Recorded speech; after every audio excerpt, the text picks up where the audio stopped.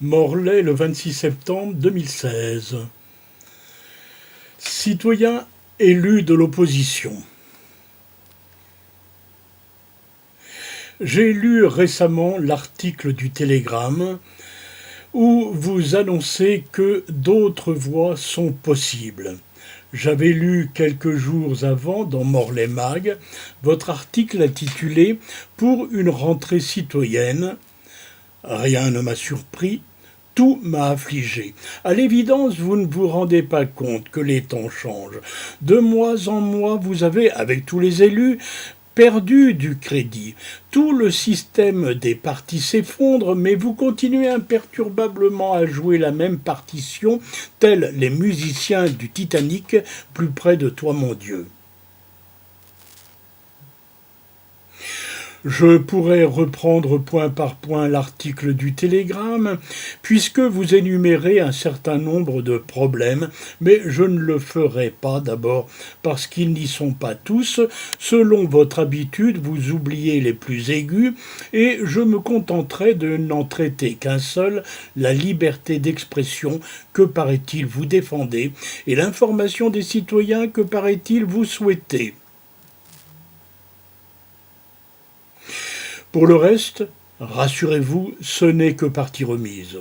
Pour aujourd'hui, laissez-moi seulement vous dire qu'en vous observant, j'ai acquis la conviction que votre méthode, partagée d'ailleurs avec la majorité, consiste à enterrer les problèmes jusqu'à leur dissolution qui crée les germes d'autres difficultés, prenant une apparence nouvelle alors qu'il ne s'agit en réalité que de séquelles. Pendant ce temps, la gestion des affaires courantes vous donne l'occasion d'incessantes escarmouches verbales qui confinent souvent à l'attaque personnelle.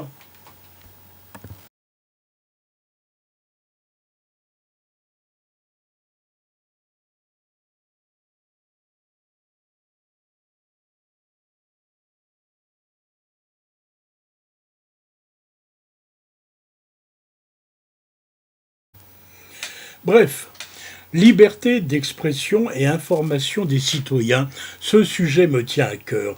Vous aussi, dirait-on, puisque dans le télégramme du 22 septembre, vous dites « Notre défi, communiquer auprès de la population », ajoutant que vous envisagez de préparer une réunion publique. Je m'en réjouirais si je ne connaissais votre méthode. J'en ai encore un aperçu quand je vois que vous terminez votre article de Morlaix Mag par ces mots « Nous invitons les Morlaisiens à s'intéresser à la politique et à s'y impliquer. Les conseils municipaux sont désormais visibles sur Internet. C'est un premier pas, mais pour être écouté, il faut se faire entendre. »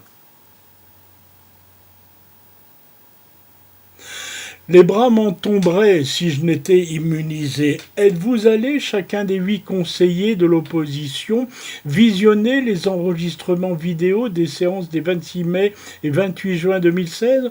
En avez-vous parlé entre vous dans une réunion plénière ? En outre, avez-vous une idée du nombre de citoyens qui sont au courant de l'existence de ces enregistrements ?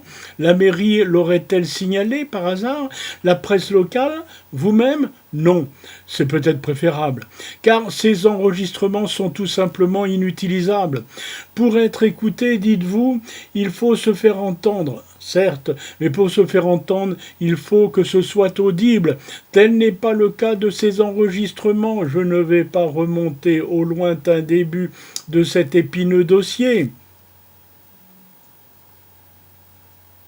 Je dirais seulement que le matériel aujourd'hui utilisé est un matériel d'amateur et le résultat n'est tout simplement pas sérieux. En revanche, le matériel audio utilisé depuis nombreuses années est quant à lui professionnel et permet des enregistrements de qualité satisfaisante. Il suffirait de les utiliser et au besoin prendre un certain nombre d'images fixes pour en faire un montage qui serait ici ou là placé sur Internet et pourquoi pas sur le site de la ville. C'est tellement facile que cela aurait pu être fait depuis des années au lieu de polémiquer inutilement et d'en rendre coupable la mauvaise volonté de Madame Agnès Lebrun, alors que votre responsabilité n'est pas moins engagée. Mais encore une fois, il aurait fallu que vous le vouliez et malgré vos dires, ma conviction est que cela n'a jamais été le cas. Il y a en effet beaucoup d'autres éléments qui me confortent dans cette opinion. Puisque je parlais du site de la ville, je pense que vous vous souvenez du sort qui a été fait en janvier 2016 au bouton démocratie participative.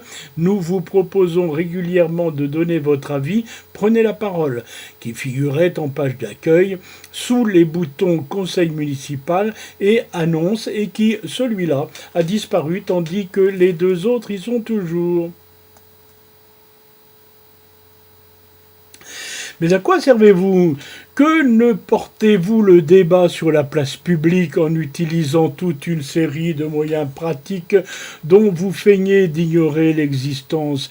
Sinon, que ne démissionnez-vous, vous tous, comme l'ont fait 3 conseillers le 19 mai 2016? Si vous pensez que Madame le maire outrepasse ses pouvoirs, que n'intentez-vous un recours contre elle? Nous sommes dans un état de droit.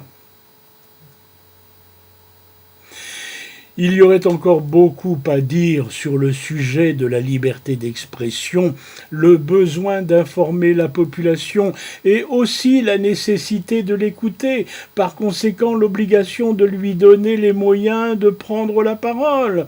J'aimerais à ce sujet revenir très brièvement sur cet autre serpent de mer que sont les salles de réunion et les entraves à leur utilisation.